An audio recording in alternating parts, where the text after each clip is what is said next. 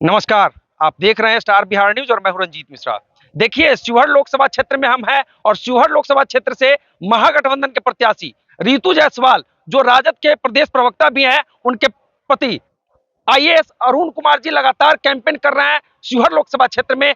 कैसा इनका कैंपेन चल रहा है, इस पर भी चर्चा करेंगे।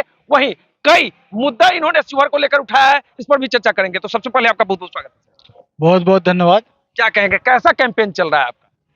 देखिए, यहाँ जनता गर्मी का मौसम है, तपती धूप में लगातार आप लोग कैंपेन कर रहे हैं। सुबह 6 बजे से रात के 12 बजे तक घूम रहे हैं। देखिए, यहाँ एक चीज दिख रहा है, जनता में उत्साह बहुत ज्यादा है। जनता बिल्कुल इस कैंपेन को अपना कैंपेन मान रही है, इसको अपनी लड़ाई मान रही है। तो जो मैं देख रहा हूँ कि सभी वर्ग से ऊपर उठकर, जात पात के ऊपर उठकर सभी लोग शिवहर के विकास के लिए कृत संकल्पित हो रहे हैं। न यहाँ पर जाति रह गई है, न यहाँ पार्टी रह गया है। लोग अपने गांव का, अपने पंचायत का, अपने प्रखंड का और अपने जिला का और अपने लोकसभा क्षेत्र का विकास चाहते हैं। विकास का ये चक्र है जिसके लिए जनता परेशान है, इसीलिए वो लोग खुद लड़ाई लड़ रहे हैं। मैं तो बस एक संयोजक की तरह उनके बीच में थोड़ा बहुत घूम ले रहा हूँ, जा रहा हूँ, मेरी टीम भी घूम रही है और हमें लग रहा है कि बड़ा अच्छा उत्साहवर्धक परिणाम है। और हमारे सामने जो है स्पष्ट दिख रहा है कि हम लोग कहाँ पहुंच रहे हैं। स्पष्टता है जनता के बीच में, क्योंकि यहाँ एक गंदा पानी है और एक साफ पानी है। कौन गंदा पानी है, कौन सा? साफ पानी रितु जायसवाल है और गंदा पानी मैं इसलिए बोल रहा हूँ कि इस पानी में बड़ी मिलावट है। जो गंदा पानी में बोल रहा हूँ, मिलावट ये है कि यहाँ झूठ का बाजार है। आप क्या बोल रहे हो, क्या कह रहे हो, आपकी कथनी और करनी में अंतर है। तो आप, इसलिए मैं गंदा बोल रहा हूँ कि आप में जो वो जनता आपको पिछले 25-26 साल से शिवहर की जनता आपको देख रही है। और एक तो ये चीजों को जनता के सामने, एक साफ पानी है और एक गंदा पानी है, ये जनता बोलती है। तो जनता साफ पानी को पीना चाहेगी। विकास की आप बात कर रहे हैं, क्यों विकास अधूरा रह गया? जनता क्या बोल रही है? देखिए, अगर आप ध्यान से समझे तो यहाँ पर जैसे अभी एक रेलवे लाइन की बात करें, जो रेलवे लाइन की परियोजना जो है 1998 से आया है, लालू जी के समय से रघुनाथ झा जी उसमें प्रयास किए थे। उस पर प्रयास किए। वो आगे बढ़ने नहीं बढ़ पाया ज़्यादा, फिर बाद में इस पर कुछ प्रगति दिखी। अभी हम हाल की प्रगति की बात कर रहे हैं, 565 करोड़ रुपया अलॉटमेंट हुआ है सर्वे के लिए। सर, लेकिन काम शुरू हो गया है। सर्वे नहीं हुआ है पूरा। अगर आप डीआरएम के पास जाएं तो पता लगेगा कि सर्वे नहीं हुआ है। अभी जो है टूट-फूट काम होता है। एक प्रोजेक्ट को कहते हैं, जो डीपीआर कहते हैं, detailed project report. Detailed project report पर आज के दिन में कोई भी जो यहाँ पर है, जो हम बात करने की स्थिति में नहीं है। कोई भी विधायक भी, जो हमारे शिवहर का जो विधायक है, वो बात करने की स्थिति में नहीं।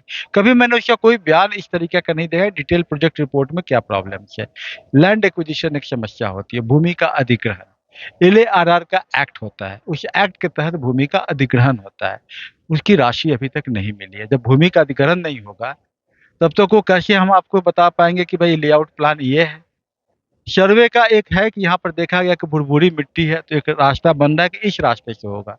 कुछ पद चिन्ह चिन्हित है जहाँ की कुछ काम शुरू हो रहा है, लेकिन ये 565 करोड़ का क्या प्रॉपर अलॉटमेंट हो चुका है? नहीं हुआ है। प्रॉपर वे में आ चुका डीआरएम के फंड में? नहीं हुआ है। एक तो मैं रेलवे की बात कर रहा हूँ। आप जिस क्षेत्र से आते हैं, रीगा शुगर मिल, एक विल्मर अडानी ग्रुप होता है जो रेणुका शुगर मिल के साथ जुड़ी हुई है। जब आप सिंगापुर में इन्वेस्टमेंट कर सकते हैं तो यहाँ गन्ना के पर आधारित शुगर के बारे में क्यों नहीं बात कर सकते? आप बोलते इथेनॉल प्लांट बनाएंगे। इथेनॉल प्लांट एम्प्लॉयमेंट जनरेशन नहीं करता है। गन्ना जो है करीब 50,000 किसानों को, उससे ज्यादा किसानों को लाभान्वित कर सकता है। अब आप बोल रहे हैं कि रेलवे का लाइन ही मान लिया, फिर और बात करेंगे। रेलवे की लाइन शिवहर से मुजफ्फरपुर का क्यों नहीं बन रहा है? सीतामढ़ी से शिवहर, शिवहर से बापू धाम, तो शिवहर के आदमी को मुजफ्फरपुर जाना होगा तो पहले वो सीतामढ़ी जाएगा, फिर मुजफ्फरपुर जाएगा, या मोतिहारी जाएगा, फिर फिर मुजफ्फरपुर जाएगा। तो भाई आप एक ये रास्ता, जबकि आपके तटबंध से होकर जा सकती है, तटबंध को मजबूत कर लीजिए, इससे जा सकती है। तो सांसद का काम होता है कि जनता की भावनाओं को संसद में मजबूती से रखे, डीपीआर पास कराए और सभी स्टेज की जानकारी रखे, ताकि काम एक टाइमली हो सके। आज हमारे शिवहर में कोई भी केंद्रीय विश्वविद्यालय नहीं है, एक भी नहीं है शिवहर में, जबकि ये 3 डीएम इसके क्षेत्र के अंदर में आते हैं। है ना, चाहे वो मोतिहारी हो, चाहे वो सीतामढ़ी हो, चाहे शिवहर हो। लेकिन 3 डीएम के क्षेत्र में होने के बाद एक केंद्रीय विश्वविद्यालय नहीं है, एक लॉ का कोई बहुत बढ़िया कॉलेज नहीं है जिसमें कि लॉ की पढ़ाई होती हो। इंजीनियरिंग कॉलेज भी है तो सीतामढ़ी में है, यहाँ नहीं है। शिवहर में खुला है कुछ दिन पहले। वो शायद मान लिया कि खुला है, लेकिन अभी तक क्या पठन पाठन पाठ्यक्रम शुरू हो गया? शुरू हो गया। हो गया, चलिए अच्छी बात है। इसको थोड़ा और उच्च लेवल तक लाया जाना चाहिए कि नीट के लेवल में आ जाए, हम उस पर मान लिया प्रगति किया। मेडिकल का कोई व्यवस्था नहीं है यहाँ पर। हमें इस सब चीज़ों का एक हायर एजुकेशन है, प्राइमरी एजुकेशन की स्थिति देखिए। अभी मैं आपको एक आज की घटना बता रहा हूँ। आज एक गांव में आग लगी, 6 घर जल रहे थे। मैं वहां पहुंचा, जो फायर ब्रिगेड आया था वो क्लास सी फायर होने वाला था, क्योंकि एलपीजी सिलेंडर वहां पड़ा हुआ था। क्लास सी फायर के लिए फोम एक्सटिंग्विशर की जरूरत पड़ती है, लेकिन वो नहीं था, मात्र 400 लीटर पानी वाला था। अब पानी से आप सिलेंडर की आग तो नहीं बुझा सकते हैं। तो ये व्यवस्था देखना महीनी से किसका कार्य है? प्रशासन का कार्य है, राजनेता का काम है, जो विधायक चुनेंगे उनका काम है। लेकिन यहाँ के विधायक जो है इस बारे में तो बात कर नहीं रहे हैं। क्या करें, बिहार सरकार फंड ही नहीं देती।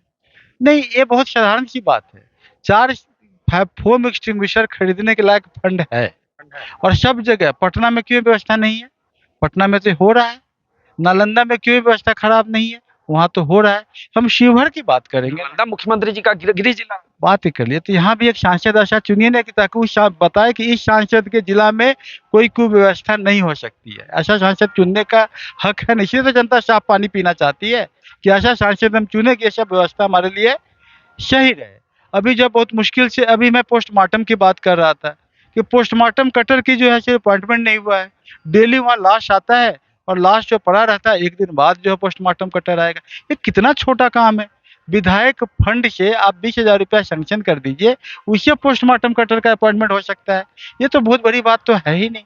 तो आपके मन में जो उन गरीबों के लिए कि जिनका लाश वहाँ आता है, कल 2 बच्चियां डूब के मर गई, परिजनों का वहाँ पर लाश पड़ा हुआ था। बड़ी मुश्किल से जब बात किया, प्रशासन हमारी बात को सुना और कटर बुलाएगा, और रात को पोस्टमार्टम हुआ। मैं तो हर दिन देख रहा हूँ कि जनता कितनी, मतलब कि विभीषिका में जूझ रही है, कितने ज्यादा बेचारी जनता परेशान है। तो जनता ने चुन लिया होगा ना ऐसी स्थिति में कि कौन आदमी है जिसने पीछे छोटे जगह में ऐसा ही करके दिखाया हो। कि ऋतु जायसवाल है, जो कि अपने विधानसभा क्षेत्र में सक्रिय रहती है, अपने पंचायत में तो बिल्कुल करके दिखाया है। वहाँ ये सब व्यवस्था वो करती है। मुआवजा की राशि वो बड़े कम टाइम में दिलवा देती है। जैसे मान लिया आज जो है बच्चा मरा है, ये आपदा के अंतर्गत इसको 19 से 20 लाख रुपया मिल जाएगा। अगर भूमि है तो 3 डिसमिल जमीन मिल जाएगा। लेकिन इसके लिए एक सजग नेता चाहिए जो उनके साथ जुड़ा हुआ हो, तभी ना होगा। तो ये चीज़ों के लिए जनता के सामने विकल्प पड़ा हुआ है। जनता समझ चुकी है कि बहुत बार देखा, इस बार जो है हमारे सामने विकल्प है। तो इसीलिए जनता, मोदी लहर में लग रहा है कि ऋतु जो फाइट करेंगे, जीतेंगे। देखिए बड़ी मतलब ये बात है कि क्या जनता को मतलब घर में आग लगेगा तो मोदी जी बुझाने नहीं आएंगे ना। वो फायर ब्रिगेड यहाँ का नालंदा में हो रहा है और शिवहर में नहीं हो रहा, तो शिवहर में फायर ब्रिगेड में होना चाहिए। ये तो यहीं के सांसद, यहीं के जनप्रतिनिधि देखेंगे ना। किसी बच्ची डूब के मरी है तो उसके मुआवजा की राशि यहीं के लोग देखेंगे ना। तो ये चीजें तो यहाँ के सांसद को देखना है। यहाँ विकल्प दो ही है, 2 पैराडाइम है। एक तरफ लवली आनंद है, दूसरी तरफ ऋतु जायसवाल, 2 ही पैराडाइम है। तो जनता देखेगी कि कौन अच्छा कर रही है, इसलिए जनता का उत्साह है कि ऋतु जायसवाल को चुन लेना है। सबसे पहला मुद्दा कि मैं, मेरे बारे में जहाँ तक पता है कि मैं गंगा घाट पर बहुत सारे बच्चों को मुफ्त में पढ़ाता हूँ। मैंने वैसे भी मैं चाह रहा था कि आवासीय परिसर ऐसा बनाया जाए जिस आवासीय परिसर में कोटा जाने की बच्चों की जरूरत न पड़े। अब बच्चे बाहर नहीं पढ़ने बाहर जाए। नहीं पढ़े, बच्चों को बाहर बीपीएससी आईएएस की तैयारी करने नहीं जाना पड़े, उसी आवासीय परिसर में रहे। वहाँ गुरुकुल की तरह व्यवस्था रहे, शिक्षक रहेंगे, मेरे द्वारा ट्रेंड रहेंगे, मेरे द्वारा पूरा कंप्यूटराइज सिस्टम बना रहेगा, कंप्यूटर शिवहर में आईएएस तैयारी आप कराएंगे? हाँ बिल्कुल, ये तो आपने देखा ही होगा गंगा घाट पर मैं जैसे आप तो पहले से आईएएस की तैयारी कराते हैं, बीपीएससी के स्टूडेंट को। डीएसपी, एसपी, डीएम, कितने बच्चे आपके बने? बहुतों को बनाया है। मैं इसको जो है बिल्कुल कर सकता हूँ, और मैं यहाँ का आवासीय परिसर बना के मैं अपनी ओर से प्रयास कर सकता हूँ। जो सांसद महोदय होंगे उनसे मैं बोलूँगा कि आप भी थोड़ा इसमें सहयोग करें। जनता का थोड़ा बहुत सहयोग लूँगा जो कुछ दे सकते हैं। और हमें लगता है कि जो कोटा जाने का जो खर्च है उससे 9 के बराबर खर्च में हमारे बच्चे यहाँ पर उससे ज़्यादा अच्छी शिक्षा लेकर नीट का, आईआईटी का तैयारी कर सकते हैं। क्लैट की तैयारी कर सकते हैं, बीपीएससी कर सकते हैं, स्टाफ सिलेक्शन कमीशन, आईएएस की तैयारी यहाँ रह के कर सकते हैं। कराएंगे। ये हमारी ओर से तो हो सकता है। तो चलिए इस वीडियो को आज यहीं हम समाप्त करते हैं। शिवहर लोकसभा क्षेत्र से महागठबंधन के प्रत्याशी रितु जायसवाल, जो पूर्व में सिवानी पंचायत की मुखिया रही हैं, वहीं वर्तमान में प्रदेश राजद के प्रवक्ता हैं, उनके पति अरुण कुमार सर हैं, आईएएस हैं, आईएएस एलाइड हैं, और इन्होंने कह दिया है कि शिवहर के विकास को लेकर इन्होंने कई बातें रखी है। वहीं कह दिया है कि यहाँ बच्चे को हम नीट, आईआईटी, यूपीएससी की तैयारी फ्री ऑफ कॉस्ट करवाएंगे। जी हाँ, आपने बिल्कुल अभी सही संबोधन किया है। चूंकि आईएएस की परीक्षा एक ही होती है, इसलिए लोग वैसे बोलते हैं। दरअसल मैं पूर्व में कमिश्नर रहा हूँ सेंट्रल विजिलेंस कमीशन से। मैं 1995 यूपीएससी सिविल सर्विसेज से क्वालिफाई हुआ हूँ, और हमारे उस पूरे एरिया में सबसे पहले क्वालिफाई करने वाला मैं ही था। और मैं चूंकि डायरेक्टर के पद पे या केंद्रीय निदेशक के पद पे काफ़ी जगह रहा हूँ, तो पूर्व कमिश्नर रहा हूँ, तो मुझे पता है कि एग्ज़ाम कैसे निकाले जाते हैं। मेरे घर में ही काफ़ी लोग निकाले हैं, तो मैं इसमें अपना शैक्षणिक सहयोग तो बिल्कुल दे सकता हूँ। देख सकते हैं। तो चलिए इस वीडियो पर आपकी क्या प्रतिक्रिया कमेंट करके बता सकते हैं। हमसे जुड़ने के लिए सर बहुत बहुत बहुत बहुत धन्यवाद। Thank you. इस वीडियो पर आपकी क्या प्रतिक्रिया कमेंट करके बता सकते हैं। इस वीडियो को फेसबुक के माध्यम से देख रहे हैं तो पेज को लाइक एवं फॉलो कीजिएगा। यूट्यूब पर देख रहे हैं तो चैनल को सब्सक्राइब कीजिएगा। सर ने जो बात कही है उस पर आपकी कोई प्रतिक्रिया हो तो कमेंट बॉक्स खुला हुआ है, कमेंट करके बता सकते हैं। बहुत बहुत धन्यवाद।